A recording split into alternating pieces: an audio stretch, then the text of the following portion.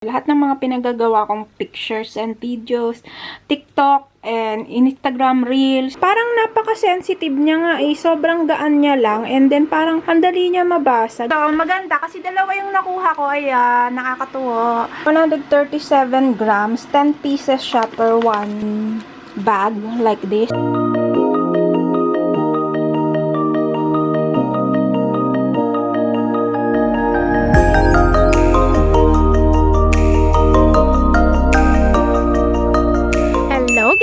So, today is, nandito na naman tayo sa bahay. And, kinabit ko yung duyan ko na dalawa, nandun. Tapos, tingnan nyo, since nung pumunta ako dito, I think last week, nag-uulan kasi, kaya ang taas na naman ng grass. Nag-uulan kasi, kaya ang taas ng grass, tignan nyo. So, gugupitin ko yan today. And, at the same time, pipinturahan ko yung pintana. Ito. Pipinturahan ko siya kasi siya ay tuyo na. I'm so happy with it. And then, ito yung aking grass clipper. Mag-start na ako mag-cut. Nag-ano rin pala ako, nag-film ng aking Lind na chocolate. Kasi kailangan ko tong i-review. So, nandyan.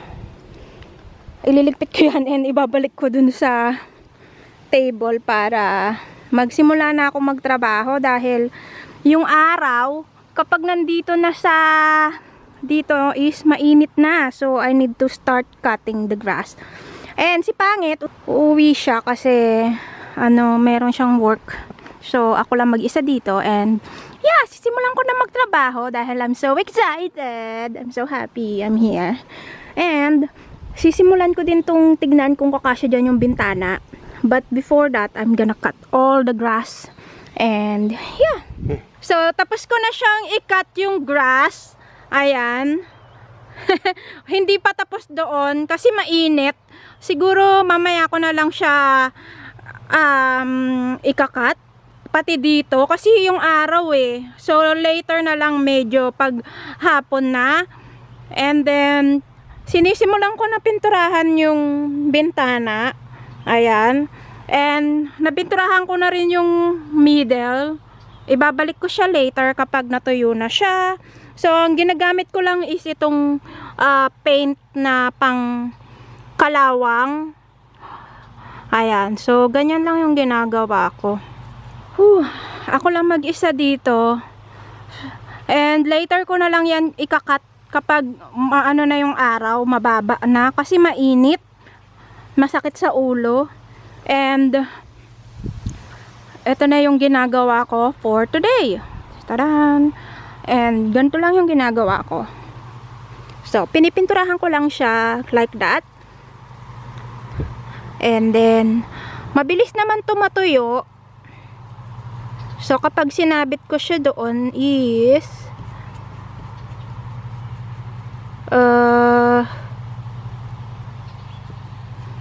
matutuyo naman yan. So, ganyan lang yung ginagawa natin for today.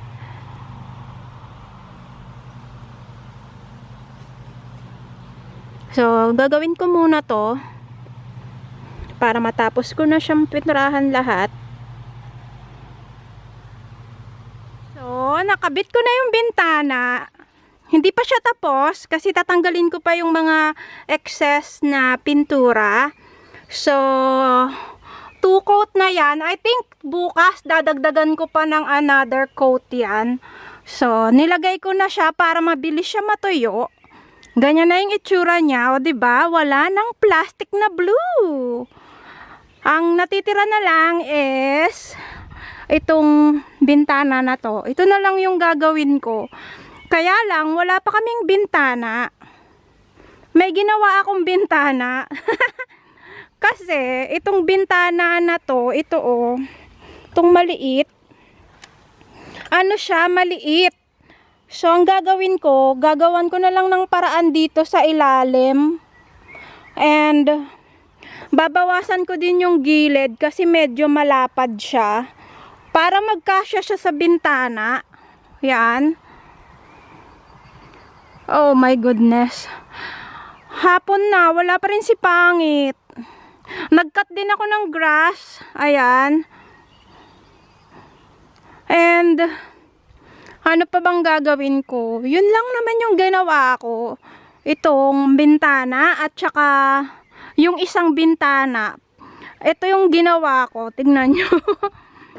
Para akong grade 1, puro glue. So, ito yung itsura niya. Nilagyan ko siya ng another extra sa baba para magkasya sa bintana. So, ang gagawin ko na lang, antayin ko na lang siyang matuyo. Ayan. And lalagyan ko din yan ng glass. Lalagyan ko din yan ng glass. And yan yung ilalagay ko dito sa labas, sa kabilang bintana. Dito. Pero, isa pa lang yung nagagawa ko eh. Meron pa akong gagawin, ito pa. Isa pa to. So, I think antayin ko na lang si Pangit. Kasi hindi pa siya dumadating. Gagawin ko muna to. Aalisin ko yung glass.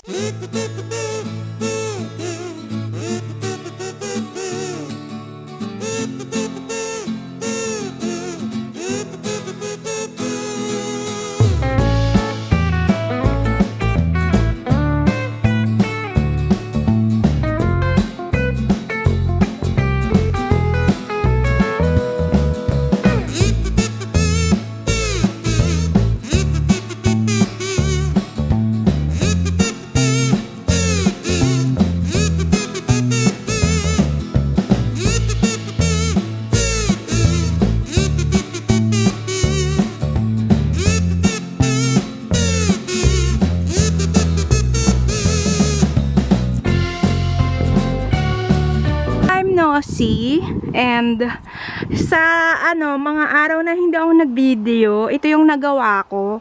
So, nagawa ko na tong bintana dito sa kabilang side ng bahay. As you can see, tapos ko na yun dito sa kabila. Dito na ako sa kabilang side. Bale, itong bintana na to kasi, wala tong bintana. As in, wala siyang ganito. So, ang ginawa ko is, ginawan ko na lang siya ng paraan na makagawa ng ganitong bintana. So, ito, hindi pa to nakakabit. Ipapakabit ko pa to kay Pangit kasi tignan nyo, hindi pa siya, wala pa siyang, bisagra. So, ang gagawin ni Pangit today, kapag pumunta siya dito is, ilalagay niya yung, bisagra dito. Tara, nakita nyo, ganyan siya. So, lalagyan dito ni Pangit ng bisagra. Pagagawan ko siya dito ng bisagra.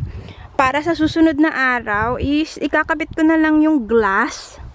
And, kapag bumalik dito si Pangit, is, tutulungan niya ako mag-cut ng grass. Kasi sa totoo lang, ilang araw din na kaming hindi nagpupunta dito. Kasi, midsummer.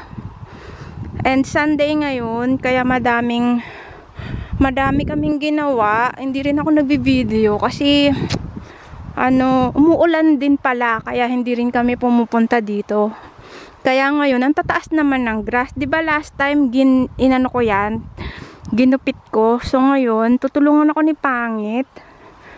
Mamaya kapag pumunta siya dito, tingnan nyo. Merong itlog. Pero basag na siya. Siguro kinain to. Tignan nyo naman, kawawa naman yung ibon, no. Hindi ko siya makita rito. Siguro, ibon na maliit. Di ko alam kung dito sa puno na to. Siguro dun banda, meron dun na nest. Nalaglag siguro. But anyway, magandang panahon ng maaraw. So, ang gagawin ko na lang, isantayin ko si Pangit pumunta dito kasi tutulungan niya ako mag-cut ng grass at ikabit yung bisagra nito para nang sa ganun magawan ko na siya ng glass, maikabit ko yung glass. Ang gagawin ko for meantime is, tatanggalin ko muna tong mga excess na pintura. So, ayan yung gagawin ko today. And, natapos na rin namin tanggalin lahat ng grass dito sa amin. Ayan. Ito na lang. Usually, hindi na namin kinakat yung dito banda. So, yeah, yun yung aming gagawin for today. So, andito na si Pangit. Lalagay nyo na yung bisagra ng bintana para malagay ko na yung glass niya. Kumakain lang ako ng donut tsaka kape.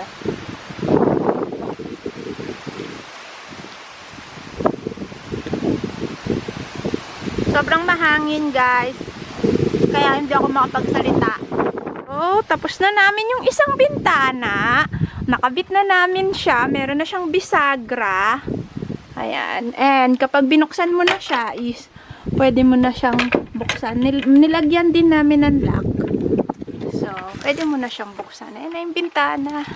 Uy. So, lalagyan ko na lang yan ng glass. Itong kabila, wala pa siyang bisagra kasi gagawan pa lang ni Pangit. Ito is meron na. So, yan. Oh, the plastic up there, baby ko. You see? Now we can close it now inside. We also need to put that thing. But it's okay. Taran! Papakita ko lang sa inyo, guys, itong natanggap ko na premyo sa giveaways na sinalihan ko sa Instagram. Itong Leoxit. Ewan ko kung tama ba pronunciation ko niyan. Basta Leoxit. And sinalihan ko to last month, I think, sa Instagram. Alam niyo na, masali ako ng sali ng mga giveaways sa Instagram. And napakaswerte ko kasi nanalo rin ako. So, ito siya. Dumating na yung premyo ko. And, voice over na lang tayo kasi itong video na ginawa ko is para sa unboxing video na ginawa ko para sa Reels sa Instagram. So, ito na yung itsura niya. Papakita ko lang siya sa inyo, guys, kasi tuwang-tuwa talaga ako na nanalo ko sa giveaways. Hindi ko akalain naman nanalo ko. Anyway, ito yung box niya. Super ganda ng box niya. Sobrang sturdy niya talaga and reusable siya. So, gagawin ko na lang is lalagyan ko ng mga makeup ko next time. And ito yung itsura niya. Sobrang ganda niya. And may pa-sticker pa siya na ganyan talaga. Bongga bells. And, yeah. Sobrang bango pa niya. And, alam ko tong brand na to kasi meron akong ganito. Meron ako natanggap na ganitong product sa advent calendar ko. Kaya alam ko na yung yung product na to. And, nakakatuwa kasi almond series to. Ito talaga yung ginagamit ko. Meron ako neto. Full size pa siya kaya napakaganda. Ang laman ng box is shower oil at saka shower oil and body oil at saka hand cream and nails something. Yeah, so ito yung una nating nakuha, itong shower oil. Alam ko na to, meron din akong ganito na big size. And ito naman is itong supple oil, body oil. Almond din siya, supple skin oil. Sobrang bango neto, guys. Pero hindi ko pa ito natitesting. Ito ay 100 ml. Maganda siya and glass yung botelya niya. Sobrang babasagin. Talagang botelya no? Maganda yung packaging niya. And, yeah, ito yung niya. And, nakakatawa kasi, big size din siya. Ito naman next is itong Delicious Hands. So, hand cream siya and nails. Bali, itong hand cream na to, wala na to sa akin kasi binigay ko na siya sa nanay ni Pangit. Kapag nananalo kasi ako sa giveaways, binibigay ko sa nanay ni Pangit o sa kapatid niya. Or sometimes, iniipon ko siya para ilagay ko siya sa balikbayan box ko. Kasi doble-doble na. Meron akong ganito na ginagamit. So, sayang naman kung hindi ko siya magagamit, 'di ba? Ibigay ko na lang siya sa kapatid ko or ilagay ko sa balikbayan box. So, itong hand cream na to, sobrang bango niya. Nasa nanay na ni Pangit to. Pinapili ko siya kung anong gusto niya. Ito yung kinuha niya. Kaya, yung natitira is ilalagay ko na lang siya sa box ko. And, alam ko naman na yung kasi yung amoy neto, at saka alam ko na siya kasi nagamit ko na to. Meron ako neto. Paulit-ulit lang, Misay, ang kulit mo. So, yeah, yun lang. Ito lang naman yung natanggap natin sa ating giveaways na pala nalunan. Sobrang ganda niya. And, ewan ko kung swerte na ako sa mga giveaways dahil nanalo na ako. Naalala nyo last time, hindi ako manalo-nalo. Ang dami ko ng sinalihan. So, ngayon is bumabawi yata ako na nanalo ko sa giveaways. So, yun lang. Ito na yung box, di ba? Ang cute niya.